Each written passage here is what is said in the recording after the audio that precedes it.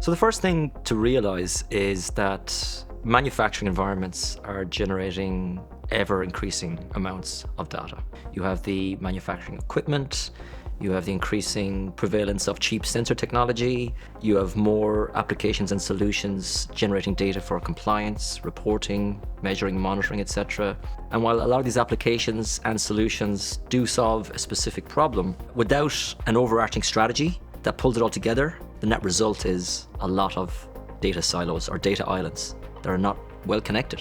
A good manufacturing data strategy really overcomes that, brings a lot of this together by setting out some overall goals that are aligned with the company's corporate goals. So the first step would be to define a data strategy. Set out your vision, align it with the corporate goals, pull the right people together, bring those technology streams in place, get the right partners and vendors on board.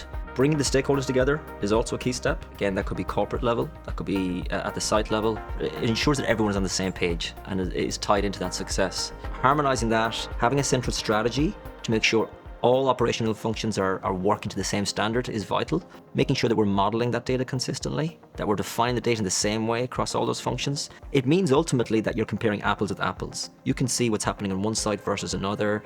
The reports make more sense, the visualization makes more sense. And it's very easy then for people at the C-suite level to consume, to digest that data without having to ask questions, what does this mean? What does that mean?